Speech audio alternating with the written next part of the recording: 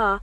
This video is dedicated to all the ladies who struggle with driving a manual car. Okay, so the first thing is this is number 1, number 2, number 3, number 4, number 5, and this is reverse. So the cars are different. Some reverse is there, some reverse is here. It just depends. Okay, so this is a Chevrolet Captiva. So this is how it looks like.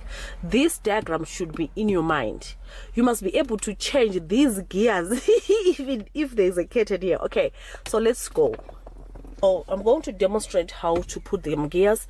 So we said number 1 is far on your left. So there we go. This is number 1. Okay, this is number 1. It's far. You see, you go to the last, then number 1, then you come back. This is number 2. Okay, then you come back. This is number 3. Then you come back. This is number 4. Here, this is number 5. You can see. Then here, last, you push it to the last. This is reverse. Okay, we are back in neutral. So here is the neutral place. This is neutral. Okay. So for you to start the car, I'm going to explain the gears before we do this, because the person who taught me how to drive never said anything. He would just say number 1, number 2, number 3.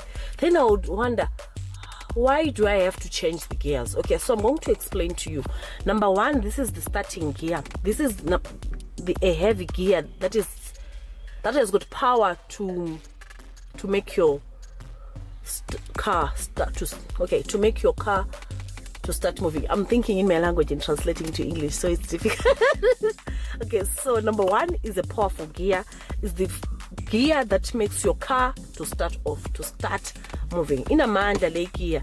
Then number 2, so from number 1 you go to number 2. As you can see, number 2, we usually use number 2 when we are turning. Okay, so when you are on number 3, let's say you're driving, come back. Okay, let's say you are driving and you are in number 3. When you are turning, you come back to number 2. Okay, then number 3 is a gear that I usually use when we are going up the hill. You understand me? So when, let's say we are driving, we are in number 5, traveling gear. Then we see a mountain, we come back to number 4. Then if my car doesn't have power, I come back to number 3. So in most cases, if it's a small mountain, you just go up.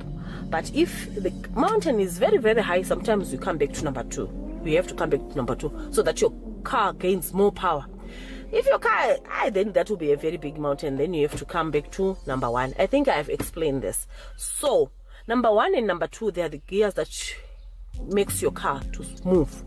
Number 3 for climbing up mountains. Number 5 is the traveling gear. When we're in N1, now we are going to Limpopo.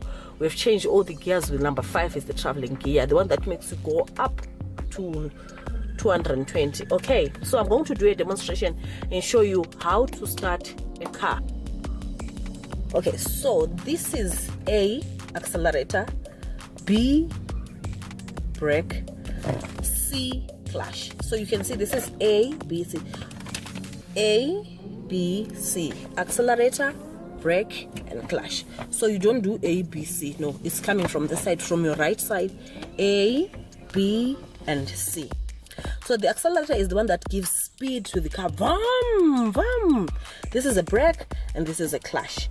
So your clutch should be your friend. You understand me? Because for you to brake the car, I know if you're a man, you've got different ways of driving. But if you're a woman, for you to stop the car, you press your clutch in, then you press your brake. Then your car is going to stop. Okay, for you to put gears in, you need to press the clutch in, then you put number 1. Okay, I know my husband has got a different way of driving. He doesn't press the clutch, he just goes to the brake. But my driving school, they taught me that you press the clutch and the brake. Okay, so that's how I'm going to teach you. And okay, you guys, one thing that I want to say is never do this alone. So we're going to start the car. I want to start the car with you guys. The first thing that I'm going to do, let me close the door. It's not going to be easy for me to be filming this whole situation here, but I'll try by God's grace. Okay, so the first thing is you put your key on. So when you're putting your key on, make sure that your car is in neutral. Make sure that your car is in neutral so that it doesn't jump, because it has this thing of jumping. So when you're starting the car, make sure that your leg is on the brake so that your car does not move. Okay, so we're gonna start the car right now. I'm gonna start the car while my right leg is on my brake, okay, so that my car doesn't jump. Okay, now that I've started the car, there's so much that is going on here. You can see that my fuel is somewhere there. You can see these are the rev counts, and this is the speed. So right now we are on 0. Okay, so what I'm gonna do is I'm gonna put the car in number 1, but before I do that, I need to press my clutch right inside. Okay, let me sit closer. So my clutch, I press it right inside, ne? And make sure your handbrake is always on. Lift up your handbrake, okay? This is my handbrake. Then I'm gonna put the car in number 1. There is number 1. So after this, I put my handbrake down with my leg on my brake. If you lift up your brake,